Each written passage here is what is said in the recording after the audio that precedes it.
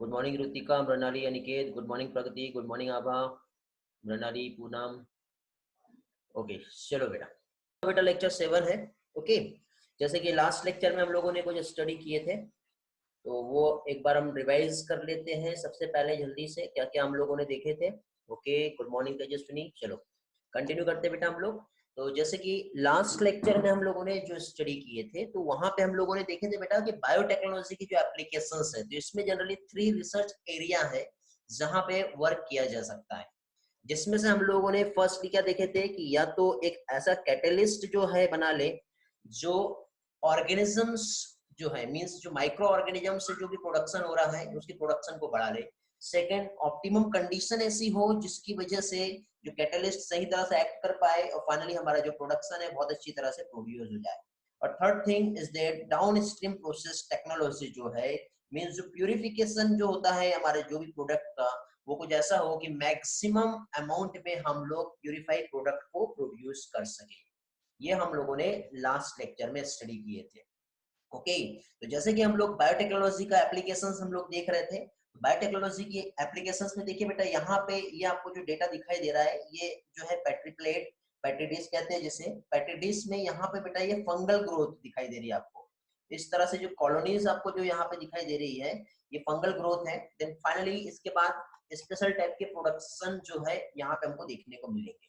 तो जिसमें हम लोगों ने लास्ट लेक्चर में बेटा बायोटेक्नोलॉजी का जो एप्लीकेशंस हमने देखे थे, वो एग्रीकल्चर में किस तरह से एप्लीकेशन होता है वो हम लोगों ने स्टडी किए थे। और एग्रीकल्चर में हम लोगों ने जो स्टडी किए थे, तो पहली चीज तो एग्रीकल्चर में जो एप्लीकेशंस हैं बायोटेक्नोलॉजी का, तो एक तो है बेटा agrochemical based agriculture, means with the help of different type of chemicals, जिसकी हेल्प से फाइनली हम लोग क्या कर सकते हैं बेटा, एक एग्रीकल्चर फील्ड में, ठीक है, with the help of chemicals agriculture field जो है वहां पे मैक्सिमम अमाउंट में प्रोडक्शन ले सकते हैं। सेकंड, ऑर्गेनिक एग्रीकल्चर आता है, जिसमें हम लोगों ने देखे थे बेटा जैसे कि जो गोबर खाद वगैरह जो है या ऑर्गेनिक कंपाउंड जो डिकम्पोज हो जाते हैं उसका यूज करके हम लोग जो है खेती यदि करें तो मैक्सिमम अमाउंट में प्रोडक्शन मिलता है। बट ये दोनों भी प्रोसेस जो है थोड़ा सा एक्सपेंसिव है एक नॉर्मल फार्मर के लिए। तो फाइनली बेटा डेवलप किया गया इस चीज को, genetically engineering crop based agriculture.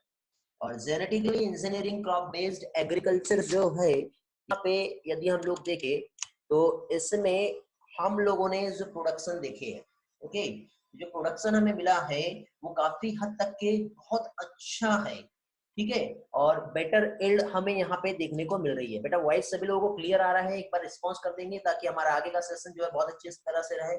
मैं ये नहीं चाहता कि किसी भी एक भी स्टूडेंट को कोई प्रॉब्लम हो, ठीक है। कुछ लोग बीच में लेफ्ट और रिज्वाइन कर रहे हैं, बेटा लेफ्ट और रिज्वाइन करते तो एक बार बता दिया करो कि सर मेरे साथ प्रॉब्लम है। ओके, बाकी सभी लोगों का प्रॉब्लम है, क्लियर है। बेटा दिव्यानी आप एक बार रिज्वाइन करो, बाकी मैक्सिमम स्टूडेंट का रिस्पॉन्स मिल रहा है, सारी चीजें क्लियर है बोल रहे हैं मुझे बेटा।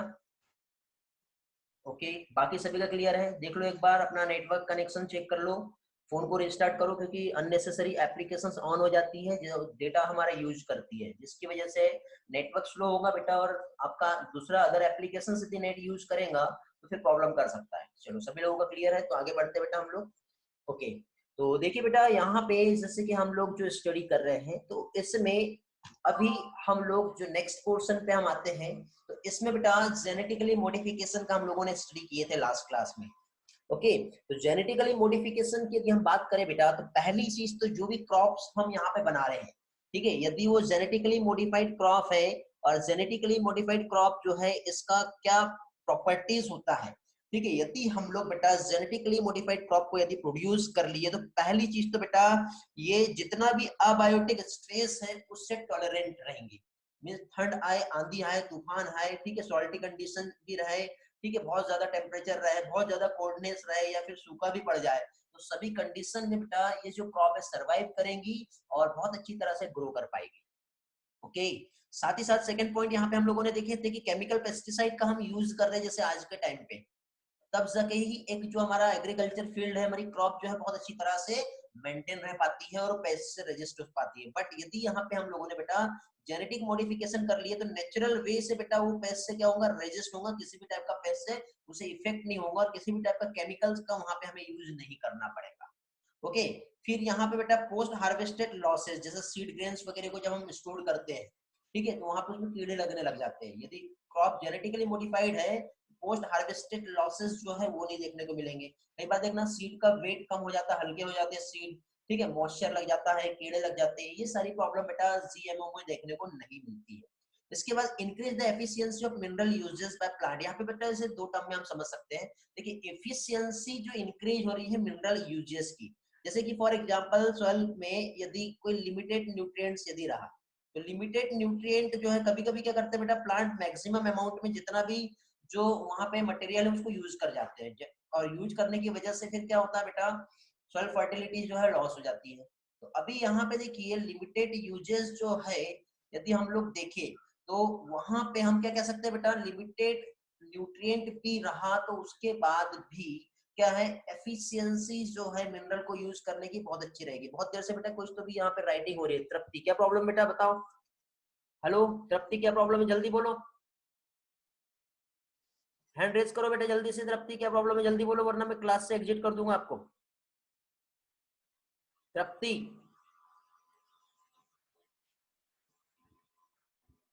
हाँ बोलो बेटा।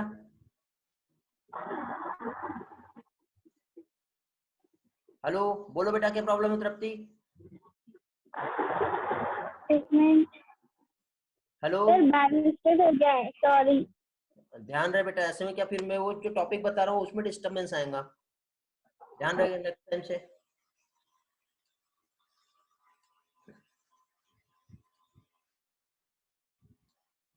ओके तो यहाँ पे बेटा मैं क्या बता रहा था, मिनरल यूजेस जो है प्लांट के थ्रू उसका एफिशिएंसी इंक्रीज होगा, जो प्रिवेंट करता है क्या चीज, early exhaustion of fertility of soil. तो यहाँ पे देखिए बेटा एक तो मिनरल यूजेस जो है वो तो बहुत अच्छी तरह से इंक्रीज हो गया, बट यदि मान लो सॉइल में कुछ मिनरल्स ऐसे हैं जो लिमिटेड है, तो लिमिटेड मिनरल्स को भी सही तरह से जब नीड है और जिस तरह से यूज किए जाना है वैसा प्लांट यूज करेगा, जिसकी वजह से सॉइल फर्टिलिटी का एग्जॉशन भी नहीं होगा और साथ ही साथ वो प्लांट का जो है क्या कह सकते हैं हम लोग, ग्रोथ मेंटेन रहेगा। फिर उसके बाद आता है enhancement nutritional value of food, जैसे हम लोगों ने टेरर मेड जो प्लांट हमने ग्रोथ कराए थे, मींस रिक्वायरमेंट बेस्ड प्लांट जैसा नीड है, ठीक है, जैसे कि vitamin A in rich rice. एक टाइम पे बेटा क्या हुआ था, विटामिन ए का जब डेफिशिएंसी हो रहा था तो उस टाइम पे हम लोगों ने जो राइस जो डेवलप किए, गोल्डन राइस जिसे कहते हैं, ठीक है, तो उसमें क्या हुआ कि जो प्लांट है वो सही तरह से क्या है ग्रो कर पाया, उसमें विटामिन ए का जो है सफिशिएंट अमाउंट में जो है क्या हुआ बेटा, ग्रोथ हुआ, और साथ ही साथ विटामिन ए की डेफिशिएंसी से जितना प्रॉब्लम हो रहा था वो सारा प्रॉब्लम भी सॉल्व हो गया। अब देखिए विटामिन ए जो होता है इसमें कैरोटीन होता है, जिसकी वजह से जो राइस है उसका कलर जो है वो क्या हुआ बेटा, चेंज हो गया। ओके कलर्स क्या कहना चाह रहे हो आप, फोर्थ पॉइंट फिर से बताना है। फोर्थ पॉइंट में देखिए बेटा, increase the efficiency of mineral uses by plant, this prevent early exhaustion of soil fertility. Means देखिए बेटा, जैसे कि सपोज यहाँ पे ये हमारी ये जो है इतना जो क्रॉप फील्ड है, यहाँ पे सॉइल का जो नेचुरल फर्टिलिटी है, अब यहाँ पे सॉइल फर्टिलिटी जो कि नेचुरली है, अब यहाँ पे कुछ एलिमेंट जो कि लिमिटेड है, ठीक है, अब कुछ एलिमेंट लिमिटेड है, तो लिमिटेड होने के बाद भी अभी क्या होगा बेटा, efficiency of mineral uses increase होगा, मतलब मिनरल को किस तरह से यूज करना है, ठीक है, मतलब ऐसा नहीं कि जब जरूरत नहीं है तब भी यूज कर लिया जाएगा, ठीक है, मींस यहाँ पे जो जितना चाहिए उस प्लांट को उतना उससे ले लेगा, और उस तरह से लिमिटेड कंडीशन बनी रहने के बाद भी प्लांट सही तरह से उसे यूज कर रहा है, ठीक है, तो इस तरह से मिनरल यूजेस का एफिशिएंसी जो है वो क्या हो रहा है बेटा, इंक्रीज हो रहा है। First term. सेकंड टर्म में हम इससे ये समझ सकते हैं कि अदर जो मिनरल्स हैं जो लिमिटेड नहीं है, ठीक है, उसको भी वो बहुत अच्छी तरह से यूज कर पाएगा, ताकि यहाँ पे अदर क्रॉप जैसे वीड्स हो गया, तो वीड्स वगैरह भी यदि वहां पे ग्रो कर रही है तो उसको वो यूज नहीं करने देगा, वो खुद ही क्या करेगा, प्रॉपर अमाउंट में सफिशिएंट अमाउंट में ले लेगा और वो फाइनली क्या है, ग्रो कर पाएगा। ठीक है, इस तरह से यहाँ पे इस पॉइंट में बताया हुआ है। आयुष का क्वेश्चन है third point, help to reduce post harvested losses. Post harvested means यहाँ पे देखिए बेटा, जब फाइनली फूड हमारा जो बन गया है, ठीक है, जब सीड आ गए तो सीड को या फिर जो भी हमारी क्रॉप फील्ड जो है, जितना भी हमें जो रॉ मटेरियल जो प्रोडक्ट हमें मिला है, उसको जब हम स्टोर करते हैं तो स्टोर करने के बाद बेटा उसमें कीड़े लग जाते हैं, उसमें डिसीज होने लग जाती है, तो उसकी वजह से क्या होता है बेटा, वो जो क्रॉप है या जो हमारा प्रोडक्शन है वो लॉस हो जाता है। ठीक है, तो वो सारी चीजें जो है बेटा क्या होगा, वो लॉसेस को रोकना मींस ये रिड्यूस कर रहा है पोस्ट हार्वेस्टेड लॉसेस को। तो सेकंड पॉइंट कंफ्यूज हो रहा है। सेकंड पॉइंट में बेटा सिंपल ये याद रखो, reduce chemical pesticide, reliance of chemical pesticides, मतलब केमिकल पेस्टिसाइड का यूज जो है वो कम हो जाएगा। ठीक है, क्यों? क्योंकि जो क्रॉप है हमारा पेस्ट से रेजिस्ट है, क्योंकि पेस्ट को मारने के लिए हम लोग पेस्टिसाइड का यूज करते हैं। तो जब क्रॉप हमारा पेस्ट से रेजिस्ट हो गया तो अभी हमको पेस्टिसाइड का यूज करना पड़ेगा क्या? नहीं, मींस केमिकल का जो यूज है वो कम हो जाएगा। क्लियर हुआ बेटा? तृप्ति, आयुष, कलश, सभी लोगों के क्लियर हुआ पॉइंट सारे? हेलो, चलो आगे बढ़े। यहाँ पर किसी को कोई कंफ्यूजन है क्या? ये स्लाइड मैंने अगेन इसलिए रिवाइज कराया आप लोगों को क्योंकि मैक्सिमम लोगों का प्रॉब्लम आ रहा था। कलश आपका क्लियर हुआ बेटा? हेलो कलश, रिस्पॉन्स करेंगे? Ayush yes, Prachi yes, Kalash yes, Divya yes. चलो आगे बढ़ते हैं। Next, Purval sir clear? No sir clear है। नो सर क्लियर है मतलब पूर्वल नहीं समझा मैं, सारी चीज क्लियर है। हर्ष फिफ्थ स्लाइड टेल।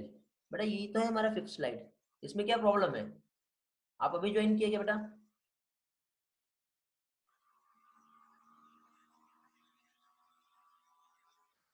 हर्ष मैं समझ नहीं पा रहा हूँ आप क्या बोलना चाह रहे हो। बेटा थोड़ा सा टेक्निकल इशू चल रहा है, हो सकता है बीच में अगेन मीटिंग डिस्कनेक्ट हो जाए, तो ये मत समझना क्लास एंड हो गया है। ठीक है, आज बहुत सारा पोर्शन हमें स्टडी करना है, तो मे भी ऐसा हो सकता है कि आगे क्लास एंड होने के बाद अगेन रिज्वाइन करना पड़े। ठीक है, इसके पहले 70+ स्टूडेंट थे बेटा, अभी 60 पार्टिसिपेंट ही मुझे दिखाई दे रहे हैं। हो सकता है कि कुछ लोगों का प्रॉब्लम आ गया होगा। ओके चलो आगे बढ़ते बेटा। कुछ लोगों को और भी कुछ डाउट्स थे, तो वो सारे डाउट्स बेटा उन लोगों के मैं क्लियर करवा रहा हूँ अभी। ठीक है, बीच बीच में क्वेश्चंस आ रहे थे बहुत सारी चीजों को लेकर के। तो पहली चीज तो बेटा कुछ क्वेश्चंस मैं आप लोगों से पूछ रहा हूँ। ठीक है, इस स्लाइड पे हम थोड़ी देर के बाद आएंगे।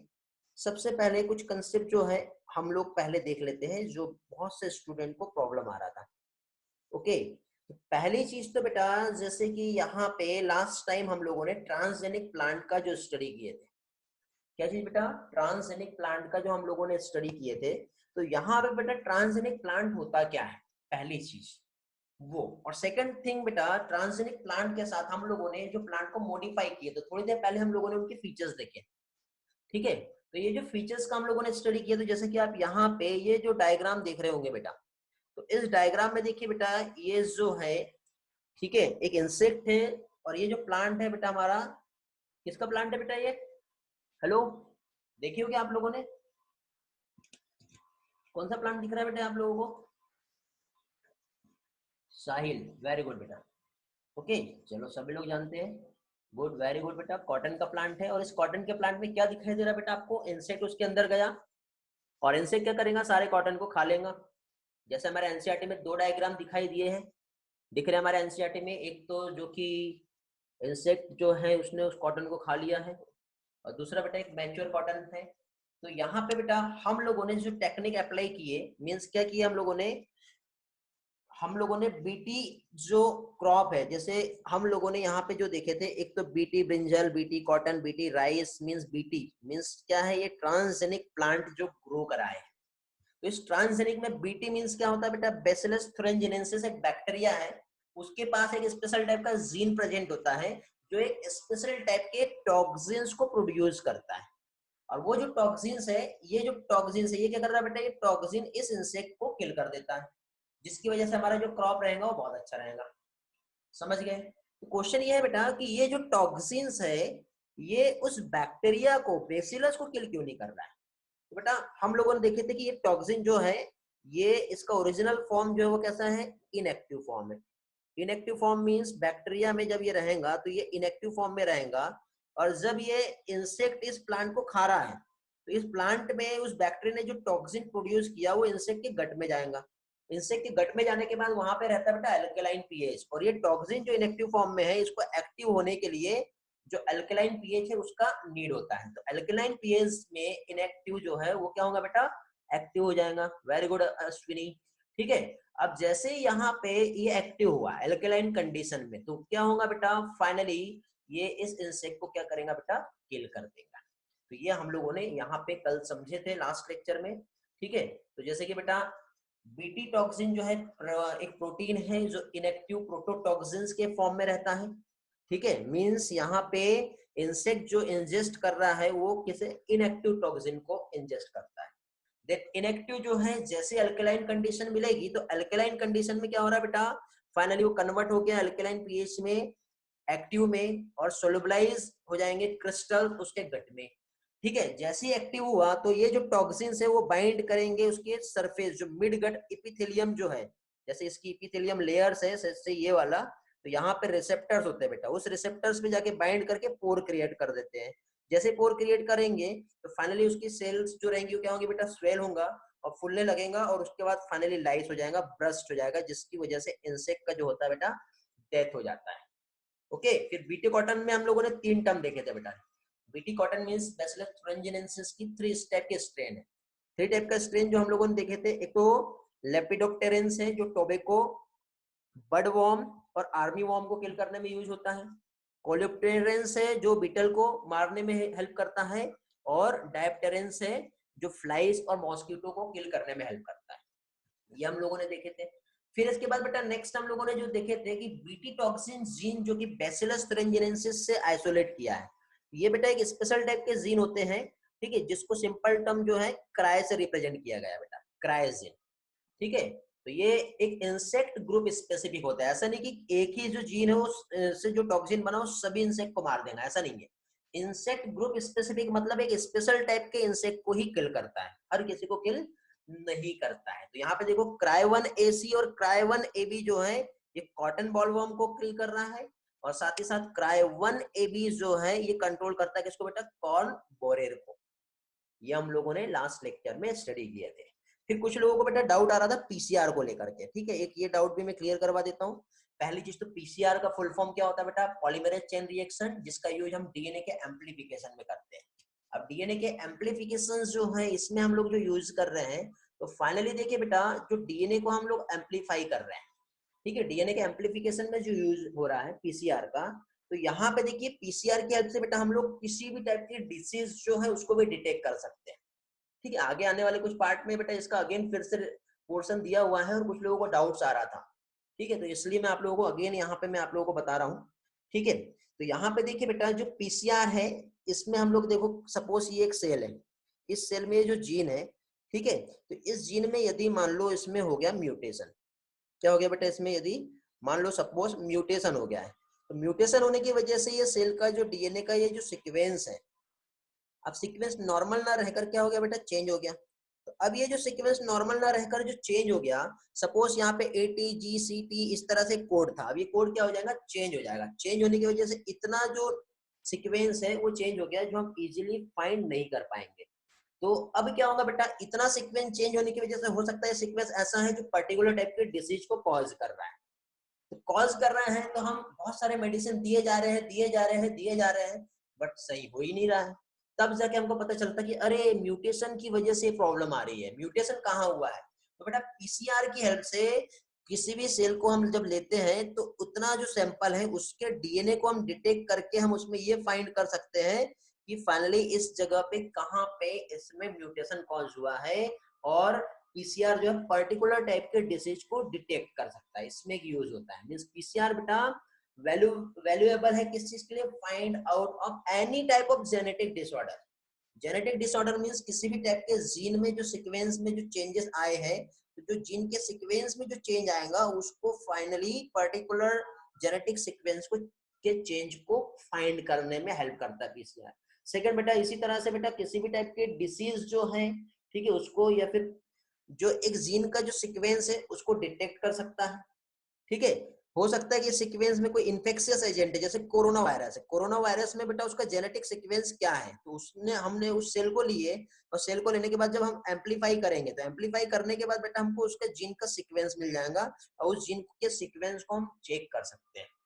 ओके, बट प्रॉब्लम ये आ रही है जैसे स्वाइन फ्लू हो गया, H1N1 हो गया या फिर कोरोना, ये सारे वायरस जो है ये एक ऐसे वायरस है बेटा हर टाइम अपना स्ट्रेन को क्या करते हैं, ये चेंज करते रहते हैं।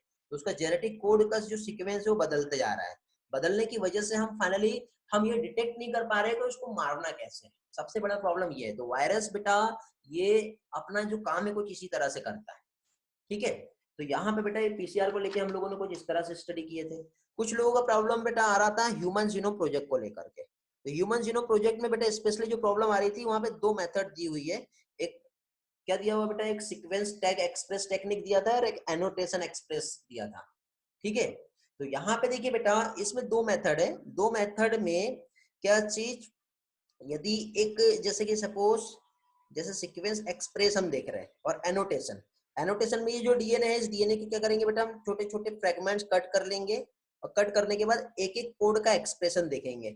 इस तरह से बेटा ह्यूमन जीनोम प्रोजेक्ट का डेटा जो है हमको मिला है। सेकंड बेटा ये जो डीएनए है ये डीएनए जब एक्सप्रेस होगा तो एमआरएनए बनाएगा और इस एमआरएनए को हम लेकर के बेटा रिवर्स ट्रांसक्रिप्शन की हेल्प से एक एंजाइम बेटा टेमिनिन और बाल्टीमोर ने डिस्कवर किया था जिसका नाम क्या है, रिवर्स ट्रांसक्रिप्टेज एंजाइम। तो इस एमआरएनए से हम उसका क्या करेंगे बेटा कॉम्प्लीमेंट्री डीएनए बना लेंगे। अब ये जो कॉम्प्लीमेंट्री डीएनए है हमारे पास बेटा ये जो एक्सप्रेशन वाला जो सीक्वेंस है ये ऑलरेडी अब हमें मालूम है ये किस चीज को एक्सप्रेस करता है। तो इस तरह से यहाँ पे बेटा हम लोगों ने आज ह्यूमन के साथ नॉन ह्यूमन जो जीनोम जो है उसका भी डेटा हम लोगों ने रेडी करके रख ली है, जिसकी हेल्प से हमें ये समझ में आ रहा है कि किसका क्या सीक्वेंस है और उस सीक्वेंस का एक्सप्रेशन क्या होता है। एज इट इज आज हम ये जानते हैं कि ह्यूमन में 99.9% जो जीन होते हैं वो सिमिलर होते हैं हर किसी पर्सन के। तो 99.9 जीन जब सिमिलर हैं और जब हम किसी का जीनोमिक टेस्ट करते हैं और उस सीक्वेंस में बीच में कुछ गड़बड़ी दिखती है तो उससे हम डिटेक्ट कर सकते हैं बेटा कि इतना प्रॉब्लम है, यहाँ पे ये फॉल्टी जीन आ गया है और इसकी वजह से प्रॉब्लम हो रही है। ओके, तो ये भी बेटा पीसीआर की हेल्प से होता है और ह्यूमन जीनोम प्रोजेक्ट की हेल्प से हमको ये सारी चीजें हमको समझ में आई है। अब कुछ लोगों का प्रॉब्लम आ रहा था बेटा बायो रिएक्टर को लेकर के। ओके, बायो रिएक्टर क्या होता है और इसमें जो है क्या कह सकते हैं बायोरिएक्टर का एक्चुअली रोल क्या है। तो बेटा बायोरिएक्टर को एक सिंपल टर्म में समझो कि बायोरिएक्टर मींस हम लोग एक रॉ मटेरियल ले रहे हैं। क्या ले रहे हैं बेटा, हम एक रॉ मटेरियल। अब ये रॉ मटेरियल को हम लोग क्या करेंगे बेटा बायोलॉजिकली हम लोग क्या करेंगे कन्वर्ट करेंगे। तो बायोलॉजिकली कन्वर्ट करेंगे किसमें, जो भी हमारा यूजफुल प्रोडक्ट है उस प्रोडक्ट में हम लोग इस रॉ मटेरियल को क्या कर रहे हैं बेटा कन्वर्ट कर रहे हैं बायोलॉजिकली, ठीक है। तो बायो रिएक्टर जो है यदि हम समझे तो बायो रिएक्टर मींस ये बेटा हमारे को एक यूजफुल जो कंडीशन है, एक ऑप्टिमम कंडीशन हम कह सकते हैं। ऑप्टिमम कंडीशन मींस हमें कितना पीएच चाहिए वहां पे मीडियम में, कितना उसमें टेम्परेचर कितना रखना है, उसको सॉल्ट का कंडीशन कितना देना है, वाटर की सप्लाई कितनी देनी है, ऑक्सीजन उसे देना है या नहीं देना है, ये सारी जो ऑप्टिमम कंडीशन है इस बायो रिएक्टर में मेंटेन कर सकते हैं। और मेंटेन करने के बाद बेटा हम रॉ मटेरियल को यूजफुल प्रोडक्ट में हम लोग कन्वर्ट कर सकते हैं। तो ये कहलाता है बायोरिएक्टर। और types of bioreactor most commonly use जो होता है बेटा बायोरिएक्टर वो कौन सा बेटा, स्टीयरिंग टाइप बायोरिएक्टर है। ओके, तो ये स्टीयरिंग टाइप जो बायोरिएक्टर है, ठीक है, ये बहुत ही ज्यादा कॉमनली जनरली यूज होता है, जिसमें एक सिंपल बायोरिएक्टर आता है और दूसरा जो बायोरिएक्टर आता है वो कौन सा आता है बेटा, स्पार्ज बायोरिएक्टर आता है, ठीक है। ये हम लोगों ने स्टडी किए थे, ठीक है। क्लियर हुआ बेटा? ओके, रुतिका सर मैं मीटिंग को लीव करके रिज्वाइन करके देखती हूँ। ओके बेटा ठीक है। आयुष सर ये जो बीटी जीन जो है वो बैक्टीरिया से आइसोलेट करके प्लांट में ग्रो करते हैं तब जाके वो रेजिस्टेंस लो करता है क्या फॉर स्पेसिफिक इंसेक्ट। हाँ बेटा, हाँ बेटा आयुष ऐसे ही होता है। ओके चलो, तो बेटा अभी आप लोगों के लिए एक इंस्ट्रक्शन है। आज आप लोगों को एक लिंक मिलेगा हमारे जो टेलीग्राम चैनल है, ठीक है। टेलीग्राम चैनल पे जो लिंक मिलेगा तो उस लिंक पर आप क्लिक करना। लिंक पे क्लिक करने के बाद एक फॉर्म रहेगा, उस फॉर्म में कुछ डिटेल्स रहेंगी, मीन्स आपका नेम, आपका फीडबैक और साथ ही साथ आपके डाउट्स। आपको पर्टिकुलर अब तक जो भी पोर्शन हुआ है उसमें कहाँ पे किसे डाउट है वो डाउट आपको फिल करना है या फिर मेंशन करो कि कहाँ पे क्या चल के प्रॉब्लम आ रही है।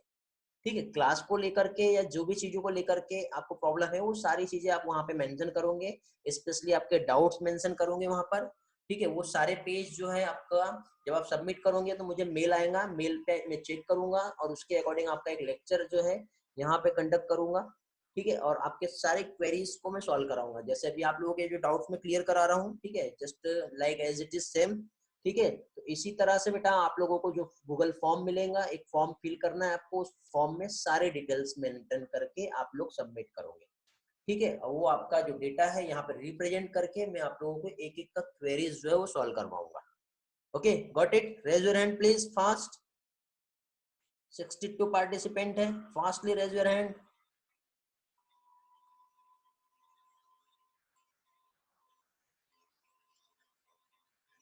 Only 27 participant raise your hand. Okay, आ रहे धीरे धीरे आ रहे।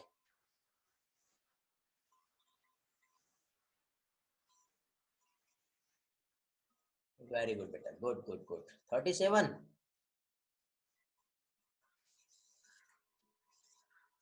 जिसका इंटरेस्ट नहीं हुआ वो क्लास में नहीं है, क्लास ज्वाइन करके भाग गया लगता। चेक करने तो जरा कौन नहीं है। प्राची, रुतिका, रानी, साइली, ईश्वरी लगता भी ज्वाइन की है, उसे आवाज नहीं आ रहा है, क्या प्रॉब्लम हुआ है ईश्वरी को? बाकी लोग बेटा अब आ रहे एक एक करके नाम लेने के बाद। रुतिका, प्राची, ईश्वरी सब अभी ज्वाइन किए लगता। चलो बेटा ठीक है, गुड। तो मैंने पहले कहा बेटा जो अननोन नेम से ज्वाइन करेगा क्लास को उसको मैं रिमूव कर दूंगा, यहाँ से ब्लॉक कर दूंगा, आप डबल से ज्वाइन नहीं कर पाओगे, इसलिए ध्यान रहे।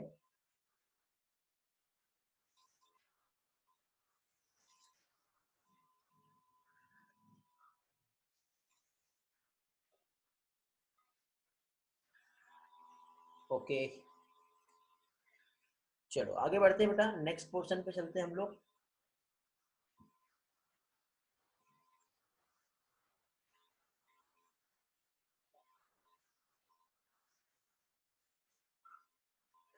तो यहाँ पे जैसे कि हम लोगों ने स्पेसिफिक जीन जो ये हम लोगों ने स्टडी कर लिए हैं।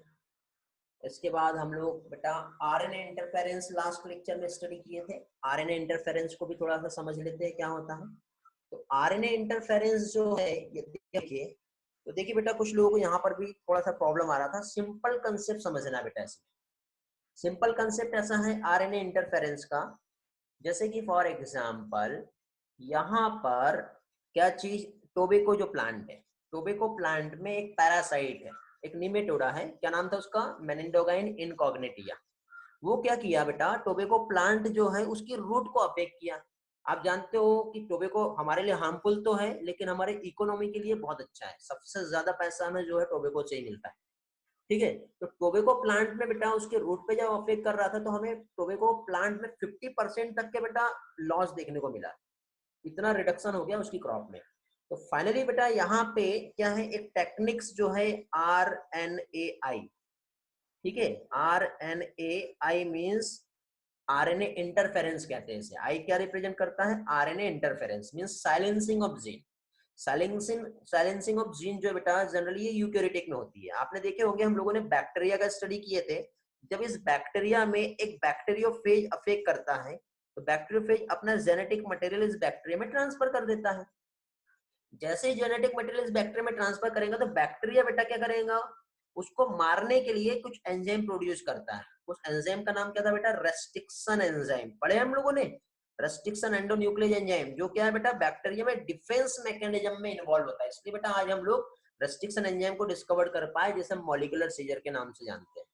एज इट इज बेटा जो यूकेरियोटिक ऑर्गेनिजम्स है, यूकेरियोटिक ऑर्गेनिजम्स में भी एक डिफेंस मैकेनिज्म काम करती है, जिसे बोलते हैं साइलेंसिंग ऑफ एमआरएनए या फिर साइलेंसिंग मैकेनिज्म्स, जिसे आरएनए इंटरफेरेंस कहते हैं। तो आरएनए इंटरफेरेंस में क्या होता है, जब कोई वायरस बेटा हमारे बॉडी में इंटर करेगा, वायरस जैसे इंटर करता है तो वायरस जो है बेटा हो सकता है आरएनए वायरस है। तो आरएनए वायरस जब हमारे बॉडी में इंटर करता है तो हमारे बॉडी में बेटा ये जो डीएनए है जिसके पास जीन है, तो ये पर्टिकुलर ये जीन जो है एक्सप्रेस होगा, और एक्सप्रेस होने के बाद बेटा इस आरएनए का, कौन सा वाला आरएनए बेटा, ये जो हमारा वायरस है उसके आरएनए के सीक्वेंस को रीड करके उसका कॉम्प्लीमेंट्री आरएनए बना लेगा। अब इसका कॉम्प्लीमेंट्री आरएनए बना तो अभी क्या होगा, इस तरह से एक आरएनए दूसरे आरएनए के साथ जाके जुड़ जाएगा। जैसे जुड़ता है तो हमारे बॉडी में बेटा एक एंजाइम होता है जिसे डाइसर कहते हैं। डाइसर बेटा एक ग्रुप ऑफ एंजाइम है, एक सिंपल टर्म हम यूज करते हैं उसके लिए, डाइसर। डाइसर जो है एक ग्रुप ऑफ एंजाइम है। तो ये डाइसर क्या करेगा, ये जो आरएनए है इसको क्या करेगा, काट देगा इस तरह से। तो ये वायरस जो है उसका जेनेटिक मटेरियल सर्वाइव नहीं कर पाएगा और इस तरह से बेटा यूकैरियोटिक सेल जो है वो प्रोटेक्ट हो जाती है। ठीक है, तो इस तरह से यहाँ पे मैकेनिज्म होता है। देखो यहाँ पे एक एनिमेशन में मैं आपको एक्सप्लेन कर रहा हूँ कैसे होता है ये प्रोसेस। तो पहली चीज तो देखिए RNA interference, what is the RNAi. तो आरएनएआई को हम समझे तो देखो ये डीएनए है। डीएनए जो है, यदि कोई आरएनए है तो ये डीएनए जब एक्सप्रेस होगा तो आरएनए जो है उसका एक कॉम्प्लीमेंट्री क्या है, आरएनए प्रोड्यूस किया। ठीक है, तो यहाँ पे देखो बेटा सबसे पहले जो बताया क्या चीज, डीएनए जो है जीन एक्सप्रेस होके एक आरएनए बनाएंगे, ये पैथोजन का आरएनए है, उस पैथोजन के आरएनए से एक दूसरा आरएनए क्या हुआ, जाके जुड़ गया। तो इस तरह से डबल स्टैंडर्ड आरएनए बन गया। जब डबल स्टैंडर्ड आरएनए बना तो वो जो आरएनए उसको क्या करेगा बेटा, डिस्ट्रॉय कर देगा। मींस उसमें जो ट्रांसलेशन का आगे जो मैकेनिज्म होना चाहिए तो वो ट्रांसलेशन का मैकेनिज्म उसमें नहीं हो पाएगा। ठीक है, तो डबल स्टैंडर्ड आरएनए को डायरेक्टली क्या कर दिया बेटा, डिस्ट्रॉय कर दिया। तो इस तरह से बेटा ट्रांसलेशन नहीं होगा, ट्रांसलेशन नहीं होगा तो प्रोटीन्स का फॉर्मेशन भी नहीं होगा। तो ये क्या कहलाता है बेटा, आरएनए इंटरफेरेंस। ओके, अब आरएनए इंटरफेरेंस जो है यहाँ पे जो हम लोगों ने स्टडी की है, तो अब देखिए बेटा इसके लिए हम लोगों ने क्या किया। तो इसके लिए बेटा हम लोगों ने, ठीक है, ये आगे आने वाले जो एनिमेटेड लेक्चर है इसमें मैं आप लोगों को बताने वाला हूँ कि इसमें हम लोगों ने क्या किया बेटा, हम जानते हैं एक बैक्टीरिया जिसका नाम है एग्रोबैक्टीरियम ट्यूबिफेसियंस, जिसके पास एक जीन प्रेजेंट है। ठीक है, मींस एक प्लाज्मिड है जिसको क्या बोलते हैं बेटा, TI plasmid. TI means TI का रिप्रेजेंटेशन क्या है, ट्यूमर इंड्यूसिंग जीन। मींस ये जो प्लाज्मिड है, इस प्लाज्मिड पे एक स्पेशल टाइप के जीन प्रेजेंट होते हैं जो ट्यूमर को कॉज कर सकते हैं, तो उसको ट्यूमर इंड्यूसिंग जीन कहते हैं। तो हमने क्या किया बेटा, उस ट्यूमर इंड्यूसिंग जीन को रिप्लेस कर दिए एक डिजायरेबल जीन से।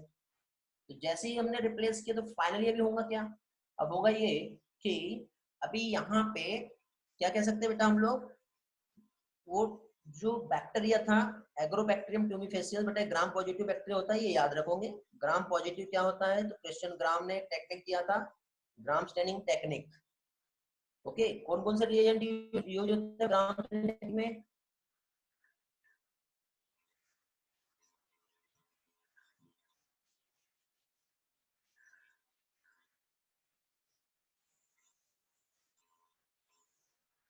Side answer, Vaishnavi, नरद answer. बहुत दिनों बाद दिखाई दे रहे हो बेटा आप। श्रुति का वॉइस ब्रेक हो रही है, बाकी लोगों को प्रॉब्लम आ रहा है क्या वॉइस को लेकर के। Anushka repeat, colours, question. Question ये बेटा ग्राम स्टेनिंग क्या होता है और ग्राम स्टेनिंग में कौन कौन से रिएजेंट यूज होते हैं। ग्राम पॉजिटिव ग्राम नेगेटिव बैक्टीरिया क्या है, आंसर भी चाहिए मुझे, एग्जांपल।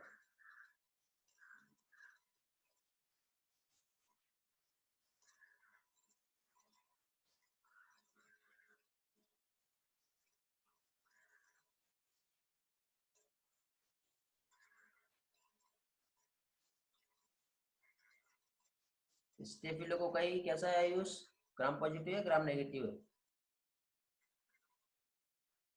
साहिल का कंप्लीट आंसर मिल गया, very good Sahil. Gram negative equal, very good Vaishnavi. Colours, good से कलर्स बेटा, और भी आता है उसमें, मैथिलीन ऑरेंज नहीं आता बेटा, कलर्स सैप्रेनिन सही है, मैथिलीन ऑरेंज नहीं आता उसमें। Okay Ayush, very good.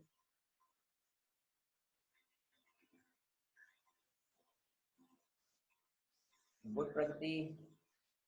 Okay बेटा, जिसे ग्राम स्टेनिंग टेक्निक नहीं मालूम है, यूट्यूब पे हमारा लेक्चर अवेलेबल है, सेल बायोलॉजी का पोर्शन है, वहाँ पे gram staining, gram positive gram negative bacteria detail में बहुत अच्छे से समझाया हूँ बेटा, जनरली जो एग्जाम में जैसे क्वेश्चन पूछे जाते हैं उसके अकॉर्डिंग। ओके चलो आगे बढ़ते हैं। तो यहाँ पे बेटा अगेन वही सारे कंसेप्ट जो है मैं आप लोगों को बताने वाला हूँ। कल्याणी का आंसर जो है बेटा, very good Kalyani, good answer. आप लोग वीडियो देख रहे होंगे तो बेटा आपके चैट के रिस्पांस वीडियो के एंड में सभी लोगों के रिस्पांस अपडेट कर देता हूँ मैं, ठीक है, किसने क्या क्या वहाँ पे रिस्पांस दिया है।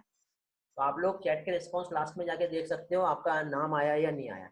जितने लोग रिस्पांस करेंगे सभी का नाम आएगा, जैसा रिस्पांस रहेगा सभी रिस्पांस वहाँ मिलेगा। तो अभी हम लोग जैसे कि यहाँ पे ट्रांसजेनिक प्लांट्स जो है कैसे बनता है वो देखेंगे। तो एक ऐसा प्लांट जिसमें फॉरेन जीन जो है उसको इंट्रोड्यूस किया गया है with the help of genetic engineering, तो इस टाइप के प्लांट को कहते हैं ट्रांसजेनिक प्लांट। अब अभी यहाँ पे ये जो ट्रांसजेनिक प्लांट्स जो है यदि हमें इसे फॉर्म करना है तो इसकी 2 टेक्निक्स है जिसकी हेल्प से फॉरेन जीन को ट्रांसजेनिक प्लांट में मीन्स एक प्लांट में इंट्रोड्यूस किया जा सकता है। तो जिसमें एक तो या तो हम डायरेक्ट वेक्टर की हेल्प से जो है उसे इंट्रोड्यूस कर सकते हैं, या फिर हम लोग डायरेक्टली डीएनए को भी इंट्रोड्यूस कर सकते हैं with the help of biolistic method. Okay, तो अभी यहाँ पे देखिए बेटा, जो प्लांट है मीन्स यहाँ पे एक बैक्टीरिया है जिस बैक्टीरिया का नाम है एग्रोबैक्टीरियम ट्यूमिफेसियस, जिसके पास प्रेजेंट होता है टीआई प्लाज्मिड, जो जिसका यूज हम लोग एज अ वेक्टर करते हैं for the gene transfer. Plasmid जो होता है ये इंड्यूस करता है ट्यूमर, इसमें एक ब्रॉड लीफ वाले प्लांट्स जैसे कि टोमेटो हो गया, टोबैको हो गया, सोयाबीन हो गया। ओके, क्लियर हुआ यहाँ तक के?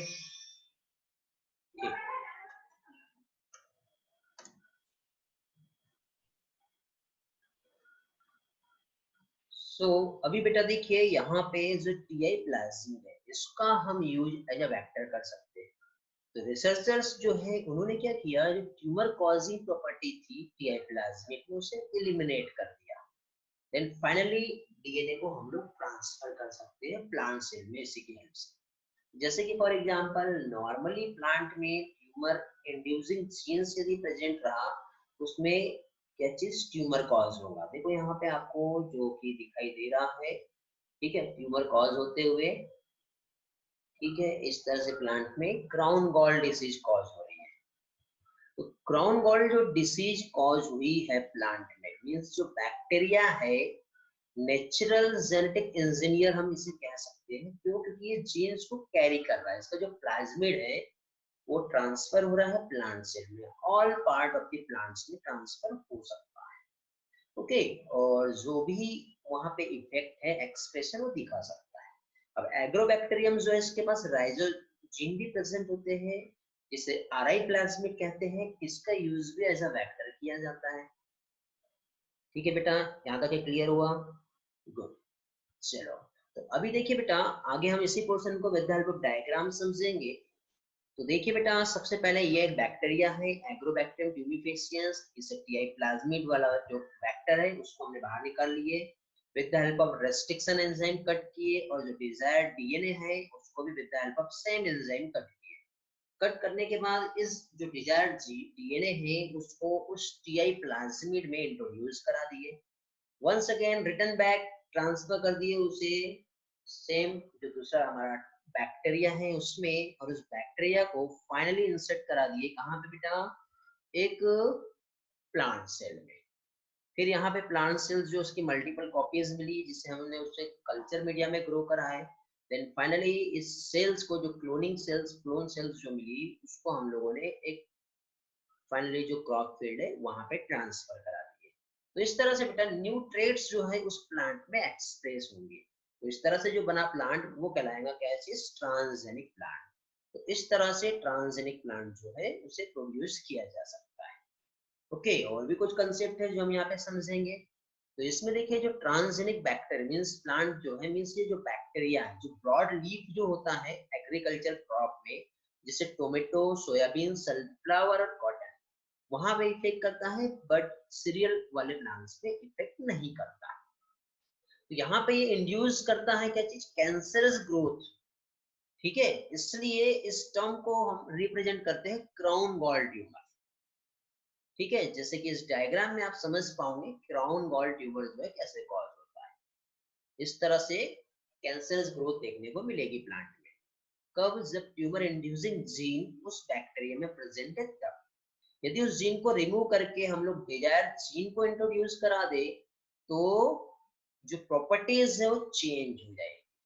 तो इस तरह से जो ट्रांसफॉर्मेशन होगा प्लांट सेल में टीआई प्लाज्मिड के इफेक्ट से। तो यहाँ पर जनरली टीआई प्लाज्मिड यदि रहा तो पैथोजेनिक बैक्टीरिया है जो कि पैथोजेनिक इफेक्ट दिखाएगा प्लांट में। यदि हम उस टीआई प्लाज्मिड में ट्यूमर इंड्यूसिंग जीन को with the help of genetic engineering उसे हम रिमूव कर दें, ठीक है, डिलीट कर सकते हैं हम लोग, तो एक न्यू स्ट्रेन डेवलप किया जा सकता है जिसमें ट्यूमर फॉर्मिंग जीन को डिलीट कर दे, डिजायर्ड सेगमेंट ऑफ जीन वहां पे हम लोग इंसर्ट कराए, देन उस बैक्टीरिया को ट्रांसफर करेंगे प्लांट में, तो प्लांट इन्फेक्ट तो होगा बट उसमें क्राउन गॉल डिसीज ना होते हुए जो जेनेटिक एक्सप्रेशन डिजायर्ड सेगमेंट है उसका हम लोग वहां पे देख पाएंगे। ओके, इस तरह से कुछ प्रॉपर्टीज को हम चेंज कर सकते हैं। तो बेटा ये हम लोगों ने लास्ट लेक्चर में ऑलरेडी स्टडी किए हैं कैसे यहाँ पे ट्रांसफॉर्मेशन होता है। डिटेल लेक्चर यूट्यूब पे अवेलेबल है, वहां से देखिए आप। फिलहाल एक कंसेप्ट हम देख रहे हैं, ये रिकॉम्बिनेंट डीएनए है जिसको एग्रोबैक्टीरियम में ट्रांसफर कराए, उसको अगेन हम लोगों ने ट्रांसफॉर्म किए प्लाज्मिड को प्लांट सेल में, कल्चरिंग किए, कल्चरिंग करने के बाद एग्रोबैक्टीरियम जैसे इंसर्ट हुआ, ठीक है, फाइनली उस तरह से हमने प्लांट को जनरेट कर लिया। प्लांट टिश्यू कल्चर मेथड की हेल्प से एक न्यू प्लांट जनरेट हो गया। सेम टेक्निक्स की यदि हम बात करें बेटा, तो यहाँ पे जो पार्ट है क्या चीज, टीआई प्लाज्मिड का, इसको हम लोगों ने जो ट्रांसफर किए कहाँ पे, प्लांट सेल्स में उसके डीएनए के साथ। तो इस तरह से जो जो डीएनए है वो क्या कहलाएगा बेटा, टीडीएनए। कौन सा, जो रिकॉम्बिनेंट डीएनए है, ठीक है, जो प्लांट में ट्रांसफर कर रहे हो टीडीएनए कहलाते हैं। क्वेश्चन इंपॉर्टेंट है, याद रखना है आपको। फिर ये जो टीडीएनए जो है जिसमें डिजायर जीन है इसको इंसर्ट किए chromosome of the host plant जहां पे प्रोड्यूस होंगी उसके नंबर ऑफ कॉपीज, ठीक है, और अपनी कॉपीज बनाएगा। डिजायर सेगमेंट है, जो एक्सप्रेशन हमें चाहिए वो एक्सप्रेशन हमें यहाँ पे दिखाई देंगे। तो इस तरह से ये प्रोसेस यहाँ पर होता है। ठीक है बेटा, समझ में आया इतना पोर्शन। ये भी पार्ट हम लोगों ने स्टडी किया बेटा, डिटेल लेक्चर अवेलेबल है किस तरह से रिकॉम्बिनेंट डीएनए जो है, ठीक है, वो क्रिएट किया जाता है, डिजायर जीन को वेक्टर में कैसे इंसर्ट करते हैं with the help of restriction enzyme, competent host क्या होता है, सिलेक्टेबल मार्कर क्या होता है, एंड फाइनली कैसे ट्रांसफॉर्मेशन होगा। ये सारा पोर्शन हम लोग लास्ट लेक्चर में स्टडी किए हुए। ओके, तो आप उसी को फॉलो करेंगे।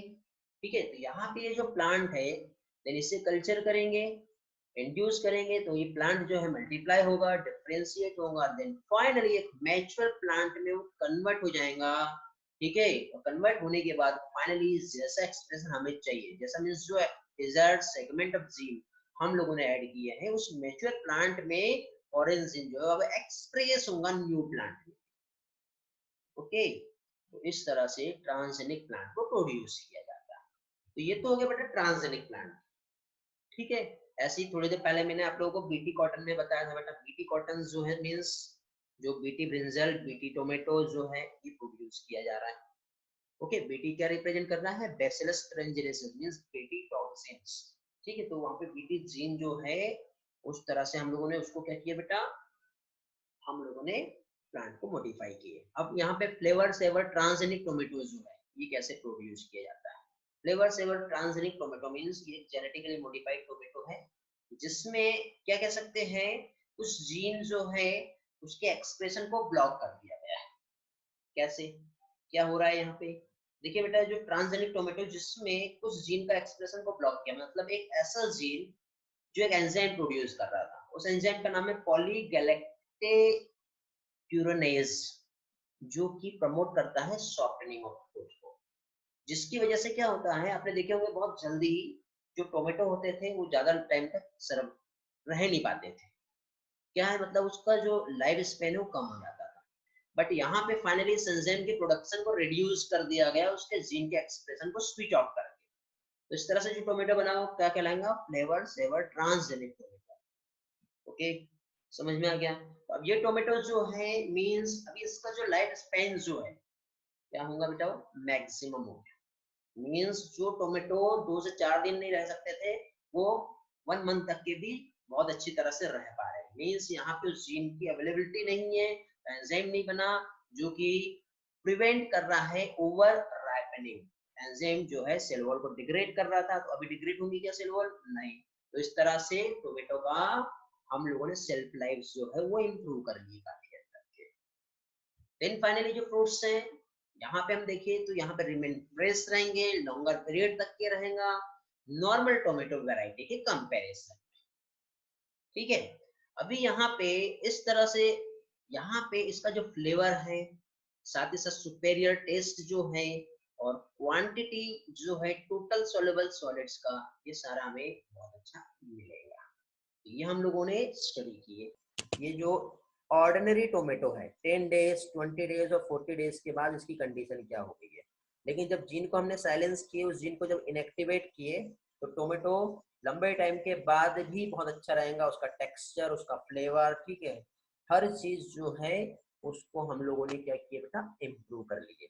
तो इस तरह से बेटा साइलेंसिंग ऑफ जीन और ट्रांसजेनिक प्लांट को कैसा प्रोड्यूस किया जाता है, ये वाला पार्ट अभी हम लोगों ने समझे। बेटा किसी को यहाँ तक के कुछ प्रॉब्लम हो तो पूछ सकते हो, अदरवाइज थोड़ा सा आगे हम लोग नेक्स्ट पोर्शन समझेंगे अभी, जो कि हमारा मेडिसिनल में जो पर्पस से रिलेटेड बायोटेक्नोलॉजी की एप्लीकेशन है वो समझेंगे अभी हम। कुछ डाउट है यहाँ तक कि किसी को, या क्लियर है, आगे बढ़े?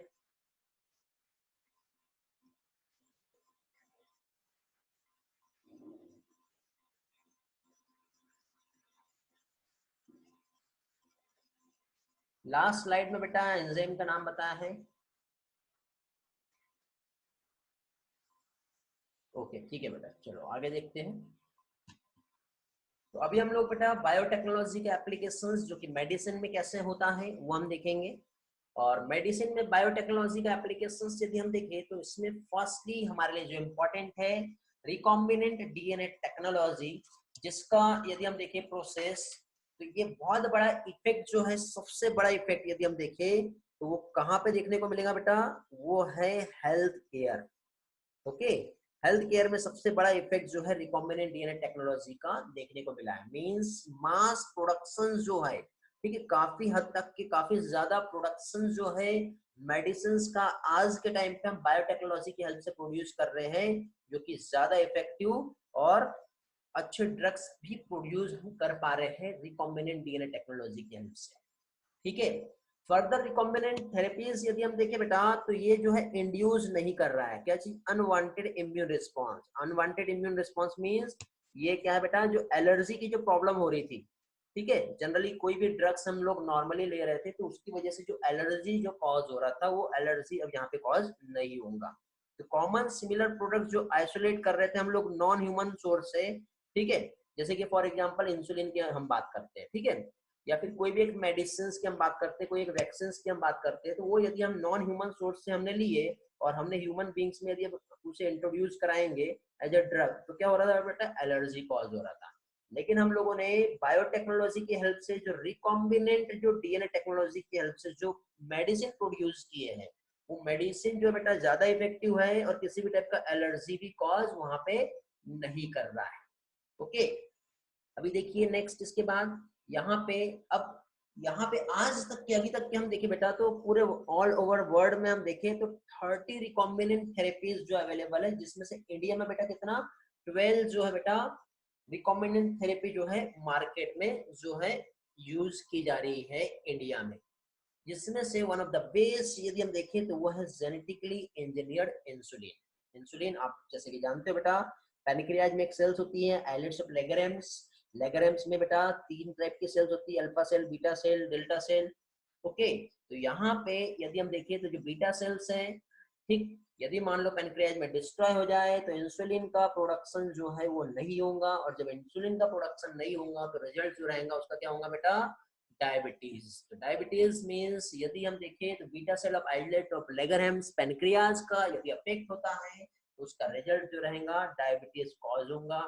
ठीक है, तो यहाँ पे बेटा सबसे पहले 1921 में बेंटिंग एंड पेस्ट, इन लोगों ने बेटा सबसे पहले जेनेटिकली इंजीनियरिंग इंसुलिन जो है उसको प्योर किए। लेकिन सबसे पहले, हाँ, जेनेटिक नहीं, सबसे पहले जो इन्होंने प्रिपेयर किए थे इंसुलिन, कहाँ से बेटा, डॉग के पेनक्रियाज से। ठीक है, अब जब ये इंसुलिन जो है बेटा, ये तो नॉन ह्यूमन हो गया, अब डॉग के पेनक्रियाज से जब इंसुलिन को उठा के हम किसी ह्यूमन बींग्स में जब ऐड करेंगे, इंट्रोड्यूस करेंगे, तो हो सकता है कुछ इफेक्ट देखने को मिले। ठीक है, तो यहाँ पे देखिए बेटा, ये हमारा एनसीईआरटी का डेटा है, यहाँ पे यही बताया हुआ है कि कंटिन्यू इंसुलिन लेने से, ठीक है, इस जो पार्ट है management of adult once diabetes is possible by taking insulin at regular time interval। continuously जब इंसुलिन का डोज दिया जाए उस पर्सन को डायबिटीज से ट्रीट किया जा सकता है। तो देखो ये लिली कंपनी है, सबसे पहले बीफ एंड पॉर्क जो है इससे इन लोगों ने इंसुलिन प्रिपेयर किया था। फिर क्वेश्चन क्या है बेटा, यदि सफिशिएंट इंसुलिन यदि प्रोवाइड नहीं किया गया, ठीक है, तो फिर ह्यूमन क्या करता, ठीक है, यदि मान लो सफिशिएंट इंसुलिन नहीं रहता तो फिर तो बहुत बड़ी प्रॉब्लम आ जाती, ठीक है। तो इसलिए बेटा नॉन ह्यूमन जो है वहां से इंसुलिन को आइसोलेट किया गया और फाइनली फिर डायबिटीज पेशेंट को उसका ट्रीटमेंट दिया जा रहा था। लेकिन ये जो इंसुलिन जो है बेटा अदर एनिमल से जो लिया गया, जो सीक्रेट हुआ था, तो यहाँ पे बेटा क्या है, जो हमारे इम्यून रिस्पॉन्स है उस पर अफेक्ट कर रहा था, ठीक है।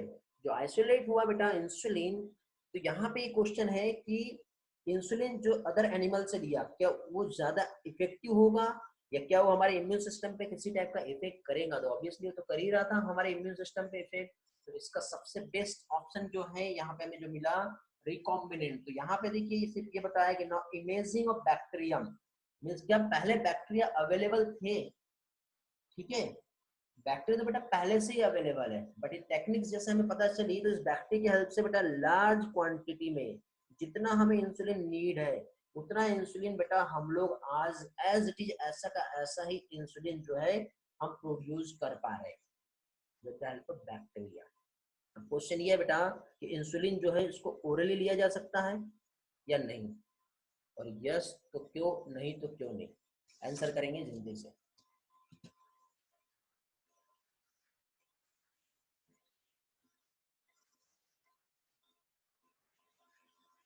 साहिल का आंसर है प्रैक्टिकली जिनको साइलेंस किया, तो क्वेश्चन क्लियर करना साहिल, बाद में हम बात करेंगे इस टॉपिक पे। 21 नंबर प्लस 21 पे हम बाद में आते हैं बेटा, याद रखो, ठीक है, बहुत दूर हो गए अभी हम। हाँ यहाँ तक के बाकी और किसी का क्लियर है, कोई डाउट है?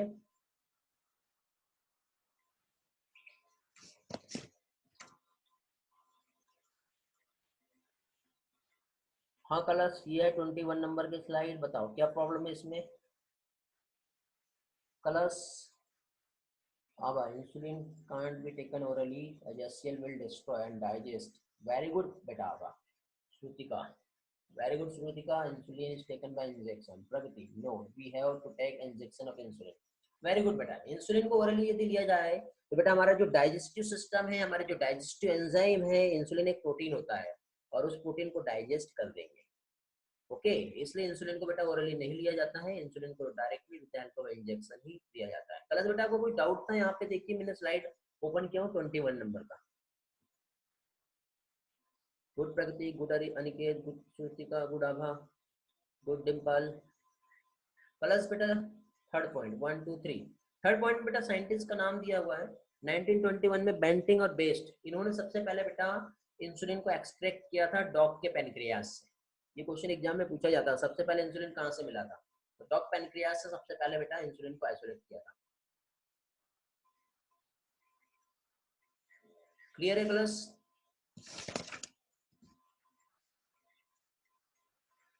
कलर बेटा क्लियर हो तो आगे बढ़ते हैं हम लोग।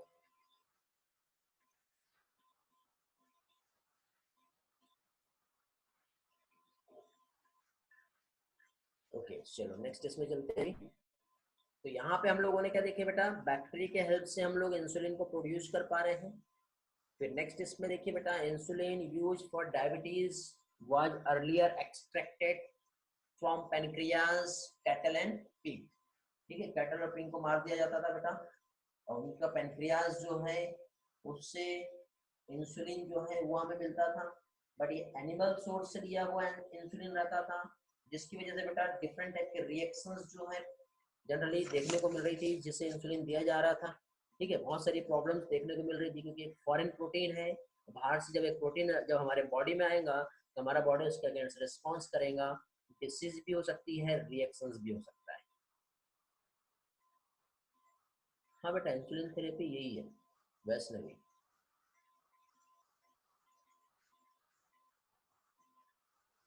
हाँ बेटा हर तरीके से इंसुलिन लिया जा रहा था, बट आज के टाइम पे बेटा श्रुतिका इंसुलिन जो है जेनेटिक इंजीनियरिंग इंसुलिन जो है इसका सबसे ज्यादा यूज हो रहा है, जो हमारे लिए बहुत ही ज्यादा इफेक्टिव है। ठीक है, क्योंकि आज बेटा हमारा साइंस यहाँ तक पहुंच गया है कि जो इंसुलिन, जैसा इंसुलिन हमारे बॉडी में प्रोड्यूस हो रहा है वैसा इंसुलिन हम आर्टिफिशियली प्रोड्यूस करते हैं। कैसे? तो हम लोगों ने बेटा जो ह्यूमन पैनक्रियास सेल है उसमें से जो डीएनए है, डीएनए से सबसे पहले बना आरएनए। ये आरएनए से हमने क्या किया बेटा, इसका कॉम्प्लीमेंट्री डीएनए बना के रख लिए। ऐसे कॉम्प्लीमेंट्री डीएनए के बहुत सारे जीन हमने स्टोर करके रख लिए। इस जीन को हम क्या करेंगे, बैक्टीरिया जो कि प्रोड्यूस करेंगे, मल्टीप्लाई करेंगे उतना ज्यादा क्या है बेटा, हमको इंसुलिन का प्रोडक्शन देगा। समझ गए? इस तरह से होता है।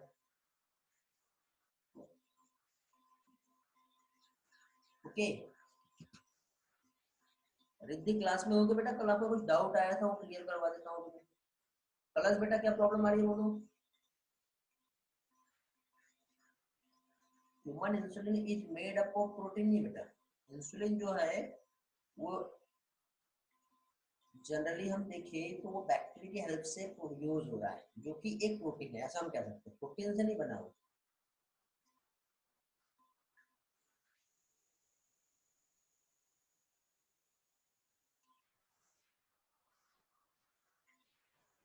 अश्विनी, इसके कुछ डीमेरिट्स नहीं है, ठीक है।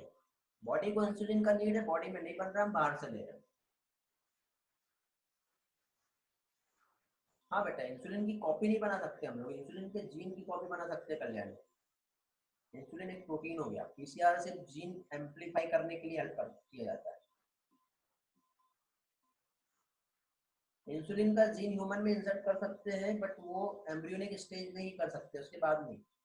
और कर भी दिए बेटा तो वो बहुत ही एक्सपेंसिव प्रोसेस है, क्योंकि एक सेल का एक पर्टिकुलर लाइफ टाइम होता है।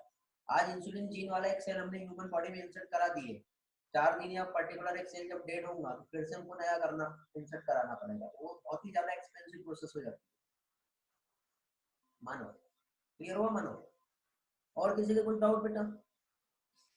अभी ये 3-4 स्लाइड जो बताया मैंने उसमें किसी को डाउट मेडिकल को लेकर के, मेडिकल वाले जो एप्लीकेशन से बायोटेक्नोलॉजी थी उसको लेकर के? चलो नो डाउट, तो आगे बढ़े। नो सर समझा पूनम। ओके चलो ठीक है, नेक्स्ट स्लाइड पे आते हैं। अभी हम लोग इंसुलिन के बाद बारे में हम लोग स्टडी कर रहे हैं। तो इंसुलिन का जो हम लोगों ने यहाँ पे स्टडी की है, तो इसमें फिर से कुछ लोग चैट आए हैं। ओके चलो ठीक है, गुड बेटा। अभी हम लोग इंसुलिन का जो है वो स्ट्रक्चर समझेंगे।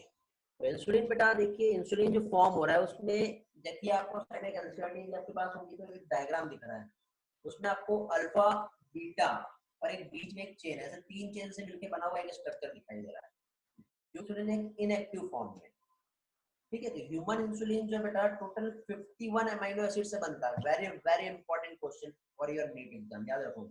कितने अमीनो एसिड? 51 अमीनो एसिड, जो आपस में पॉलीपेप्टाइड चेन अरेंज होंगे। कितने अमीनो एसिड है? 51 है। तो इस तरह से एक चेन ये हो गया, दूसरा चेन ये हो गया, आपस में इनके बीच में ऐसा बॉन्ड होगा जिसे कहते हैं डाइसल्फाइड बॉन्ड। तो इस तरह से इंसुलिन बनता है। बट इंसुलिन बनने के पहले इसको जोड़ने के लिए यहाँ पे अगेन एक सी पेप्टाइड होता है, जो कोई काम का नहीं है, इसलिए उसको प्रो इंसुलिन बोलते हैं, इनएक्टिव फॉर्म वाला इंसुलिन। तो 51 अमीनो एसिड है, जिसमें एक तो बेटा अल्फा चेन होती है, ए चेन, और दूसरा बीटा चेन होता है जिसको बी चेन कहते हैं। ए चेन में 21 अमीनो एसिड और बी चेन में 30 अमीनो एसिड होते हैं, याद रखना बेटा आपको। ओके, फिर ये दोनों भी पेप्टाइड चेन आपस में इंटरकनेक्टेड होते हैं, किससे? 2 डाइसल्फाइड ब्रिज के थ्रू। ठीक है, ये चेन है, ये दूसरा चेन है। इस तरह से बेटा क्या है? Disulphide bridge. Disulphide bridge means कैसा होगा? इस तरह से सल्फर एंड सल्फर, फिर इस तरह से एक, फिर सल्फर और सल्फर, इस तरह से ऐसा डाइसल्फाइड ब्रिज के थ्रू क्या होंगे बेटा? आपस में ये इंटरकनेक्टेड होगा। ठीक है, डाइसल्फाइड लिंकेज जो है ए चेन में भी रहेगा। ओके, और हार्मोन जो है बेटा, जो यहाँ पे जनरली ये जो बना है, ये क्या कहलाएगा बेटा? प्रो इंसुलिन, मींस ये इनएक्टिव फॉर्म में रहेगा। इसको एक्टिव करना है तो बीच में जो है बेटा 3 चेन है, ए बी सी। तो जो सी पेप्टाइड है, ऐसा ए चेन बना, फिर ये दूसरा चेन बना, और उसके बाद ये तीसरा चेन बना। ये जो सी पेप्टाइड जो हमारे काम का नहीं है, उसको कट करके रिमूव करना है। ठीक है, तो सी चेन जो होता है उसमें 33 अमीनो एसिड होते हैं, जो कि रिमूव करना है, क्योंकि हमने इंट्रॉन और एक्सॉन पढ़े बेटा पहले।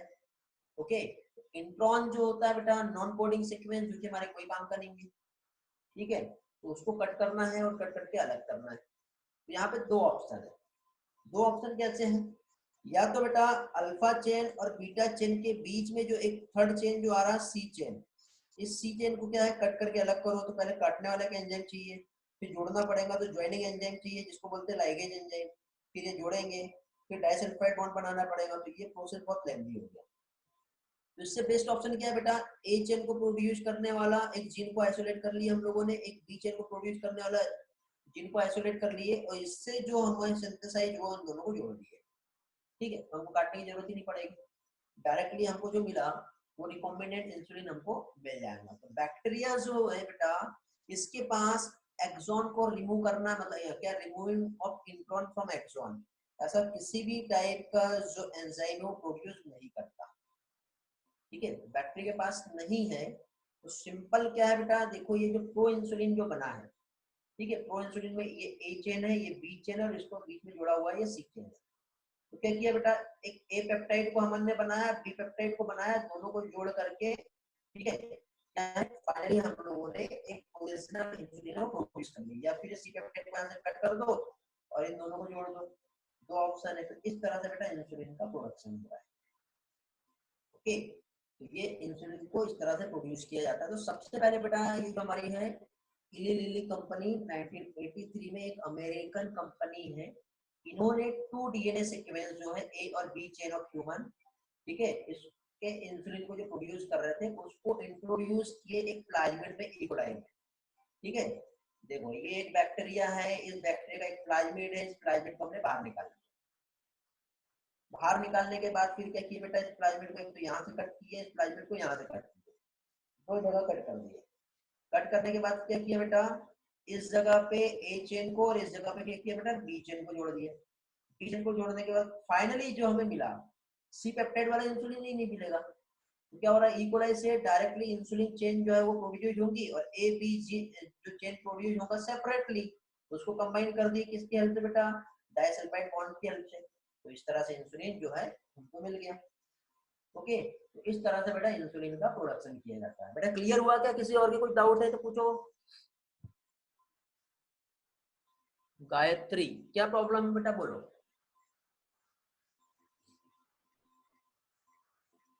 चलो जिससे जो डाउट है मैं आप लोगों को अनम्यूट दे रहा हूँ, ठीक है, जिस आपके तरफ से म्यूट अनम्यूट करो और क्वेश्चन पूछो, फिर आगे का क्वेश्चन देखते हैं।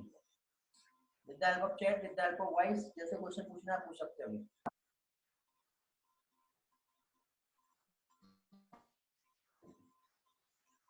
हाँ बेटा जैसे भी क्वेश्चन पूछना है वैसे। गायत्री आपका क्वेश्चन कहाँ ऊपर साइड में है क्या, देखा नहीं मैंने, को देखता हूँ। गायत्री बेटा आपका शायद बहुत ऊपर चला गया। हाँ सर, जेनेटिक जनरली इंसुलिन सभी एनिमल के पेनक्रियाज में प्रेजेंट होता है। हाँ बेटा सभी एनिमल के पेनक्रियाज में इंसुलिन है, ठीक है, लेकिन सबका इफेक्ट थोड़ा अलग अलग रहता है।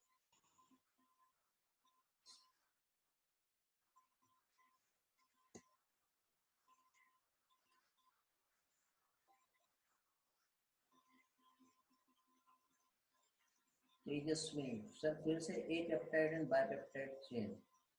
इंसुलिन बेटा दो चेन से मिलकर बना है, ठीक है, ए और बी ऐसे दो चेन होती है, ए पेप्टाइड और बी पेप्टाइड। स्ट्रक्चर मैंने बताया था आपको, देखो यहाँ पे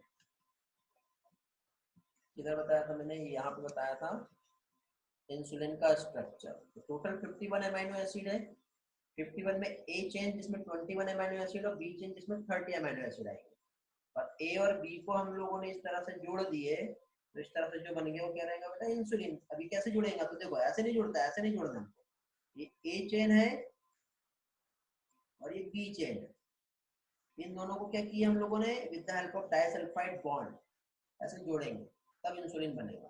लेकिन इसके पहले ये जो डायग्राम जैसे मैं आपको दिखा रहा हूँ, ठीक है, तो यहाँ पे अगेन एक और चेन होती है, तो ये जो है बेटा ये सी चेन है जो नेचुरली इंसुलिन प्रोड्यूस होता है, ये वाला ए भी है, बी भी है और सी भी है, ठीक है। फिर उसके बाद मैच्योरेशन होने के बाद फाइनली इंसुलिन जो है ये बनेगा। सी का काम नहीं है, बट हम ये बैक्टीरिया में बना रहे हैं।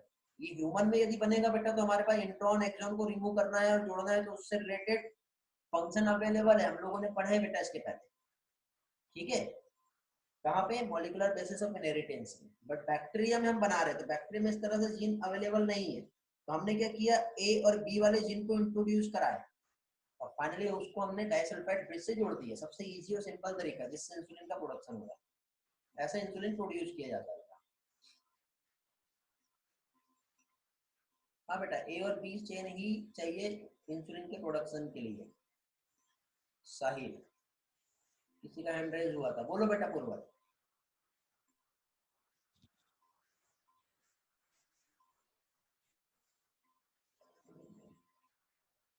तेजस्विनी, समझा सर। Hello sir. हाँ बेटा, बोलो बेटा। सर, इंसुलिन से डायबिटिक पेशेंट को क्योर किया जाता है तो फिर वो ज़्यादा होने से अफेक्ट भी तो करता होगा। हाँ बेटा, उसका डोज होता है इंसुलिन। एक्चुअली देखिए, जनरली हम ये नहीं कह सकते कि एक मेडिसिन लिए और दे दिया और वो ठीक हो गया। इंसुलिन के लिए डिफरेंट टाइप की मेथड वहाँ पे यूज होती है। डिफरेंट टाइप की मेथड मीन्स वहाँ पे अलग अलग टाइप का पहले एनालिसिस किया जाता है कि उसके बॉडी में नेचुरली इंसुलिन कितना प्रोड्यूस हो रहा है। ठीक है, दो तरीका, या तो पेनक्रियाज सेल इंसुलिन प्रोड्यूस कर ही नहीं रहा है, या फिर पेनक्रियाज इंसुलिन प्रोड्यूस तो कर रहा है बट कितना कर रहा है। तो वो सारी चीजें को चेक करने के बाद फाइनली जब देखा जाता है कि उस पेशेंट को या उस पर्सन को कितना नीड है, उतना ही डोज इंसुलिन का दिया जाता है। उससे ज्यादा या उससे कम दिया तो प्रॉब्लम करेगा। और डेली एक कंटिन्यूसली शुगर का चेकअप होता है और उसके अकॉर्डिंग ही इंसुलिन का डोज दिया जाता है। कम ज्यादा होगा तो अफेक्ट होगा बेटा। Okay sir. ठीक है बेटा।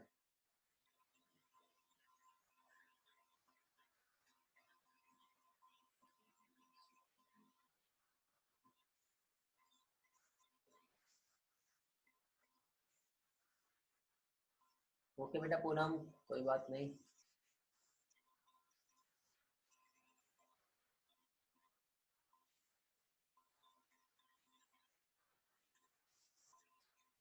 चलो, तो किसी का कुछ डाउट है बेटा अभी तो और पूछ सकते हो आप लोग। समझ में आया आज का लेक्चर? क्लियर हुआ सारा पॉइंट?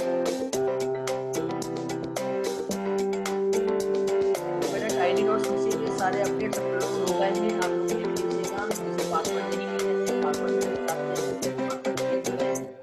आप मैसेज से पासवर्ड ले सकते हो। सारे लेक्चर्स आप लोग डाउनलोड कर लीजिए। ठीक है, और एनिमेशन लेक्चर भी बेटा मैंने अपलोड कर दिया हूँ। यहाँ पे एनिमेशन बनाया हूँ, वहाँ पे बेटा PDF अपलोड नहीं हुआ है, तो डायरेक्ट शॉर्ट वीडियो एनिमेशन वाला वो मैंने अपलोड कर दिया है। वहाँ से आप लोग ले लो। ठीक है, टेलीग्राम पे काम होगी, क्वेश्चन के लिए टेलीग्राम पे आप लोगों से पूछ के नहीं, बट और सभी लोग नहीं दे रहे। ठीक है, इसको बेटा सभी लोग कोशिश कीजिए, ज़्यादा बेटर है। बस अगर क्वेश्चन आ जाते हैं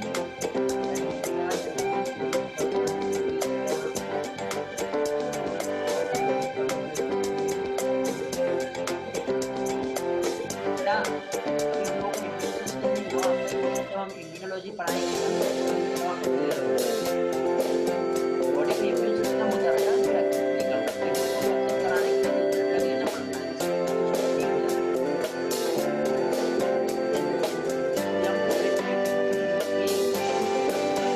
हमको टेलीग्राम में बेटा जो क्वेश्चन नहीं समझे आएगा, एक फॉर्म दूंगा, आपको फिल करना है। आप लोगों को फिल करना है, जिसमें जो भी क्वेरीज रहेंगे वो सॉल्व करना है। हाँ बेटा, फिल करना है।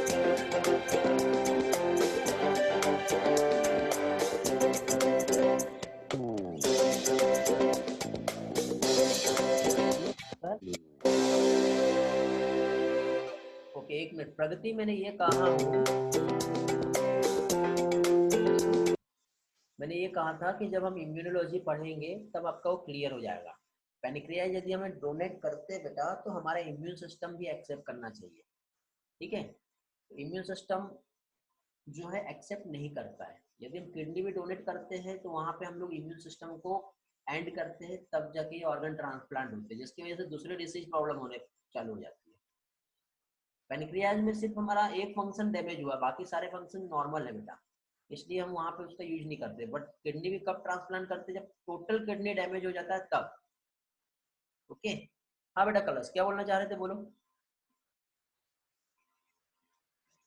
सर कलश बोलो बेटा। सर ये नीमेटोड में आरएनए इंटरफेरेंस सिर्फ सारे यूकैरियोट्स के लिए कि सिर्फ प्लांट्स में ही होता है? नहीं बेटा, सारे यूकैरियोट्स के लिए। यहाँ पे जो आरएनए इंटरफेरेंस हमने देखे, आरएनए इंटरफेरेंस में क्या होता है बेटा, जब डबल स्टैंडर्ड आरएनए बनेगा तो डाइसर क्या करेगा, उसको किल कर देगा। तो हम लोगों ने यहाँ पे क्या किए, एग्रोबैक्टीरियम में हम लोगों ने उस निमेटोडा में कौन सा आरएनए प्रोड्यूस हो रहा है उस जीन को पहचान लिए। ह्यूमन जीनोम प्रोजेक्ट पढ़े थे ना हमने, याद है आपको? तो वहां पे हम लोगों ने देखे थे कि निमेटोडा के स्पेसिफिक जो हमने जीन थेरेपी जब हमने देखे, मतलब जीन का सीक्वेंस जब पता किए, तो हमें पता चल गया कि वो किस टाइप के आरएनए को एक्सप्रेस करता था, उसका जीन सीक्वेंस पता है। तो उस जीन सीक्वेंस का हम लोगों ने कॉम्प्लीमेंट्री सीक्वेंस जो है वो हम लोगों ने एग्रोबैक्टीरियम में इंट्रोड्यूस कर दिए और उसको प्लांट में इंट्रोड्यूस कर दिए। तो प्लांट क्या कर रहा है बेटा, बहुत सारे कॉम्प्लीमेंट्री आरएनए बना लेगा। जब निमेटोडा जब खाता है तो वो जो कॉम्प्लीमेंट्री आरएनए है उस निमेटोडा के बॉडी में जाके उसके आरएनए को साइलेंस कर देगा, तो निमेटोडा सर्वाइव नहीं कर पाएगा। ऐसा हम लोगों ने वहां पे बनाया। बट हम लोगों ने जब ट्रांसक्रिप्शन पढ़े थे बेटा, तो वहां पे हमने क्या देखे थे कि एक डीएनए का जो दो स्ट्रैंड है, तो एक टेम्पलेट की तरह यूज होता है, एक कोडिंग स्ट्रैंड की तरह यूज होता है। तो जो टेम्पलेट स्ट्रैंड जो होता है उसका क्या है बेटा, तो उसी से ही आरएनए मतलब कोड होता है, और कोडिंग स्ट्रैंड के समान होता है। मतलब सिर्फ एक ही स्ट्रैंड है जो डीएनए के सिंथेसिस में, मतलब आरएनए के सिंथेसिस में यूज होता है। डीएनए का एक स्ट्रैंड, दूसरा काम का नहीं है। क्यों? क्योंकि दोनों आरएनए का एक दूसरे के कॉम्प्लीमेंट्री होगा तो हमारे बॉडी में भी प्रोटीन सिंथेसिस नहीं होगा। बट ऐसा नहीं होता है। ये कंसेप्ट आपको समझ में आया होगा। अभी मैंने उस टाइम पे बताया था कि जब मैं आपको बायोटेक्नोलॉजी का ये वाला पार्ट बताऊंगा तब और भी अच्छे से समझ में आ जाएगा। क्लियर हुआ बेटा? अभी भी जितने लोग यहाँ पे दिखाई दे रहे बेटा, जिसके जो भी डाउट्स होंगे आपको एक फॉर्म फिल करने के लिए दिया जाएगा। उस फॉर्म में आप लोग सारे डाउट्स पूछ लेना, अब तक जितना भी पढ़ाया है। फिर आपका एक स्पेशल डाउट सेशन अरेंज करके सारे आपका सारा प्रॉब्लम सॉल्व करवा दूंगा। हो सकता है किसी को कहीं समझ में नहीं आया, बाकी वीडियो तो अवेलेबल है। वीडियो की हेल्प से नहीं समझ में आएगा तो फिर से मैं आपको अलग मेथड से समझा सकता हूँ। हाँ बेटा, क्लास क्लियर हो गया? और किसी के कोई डाउट?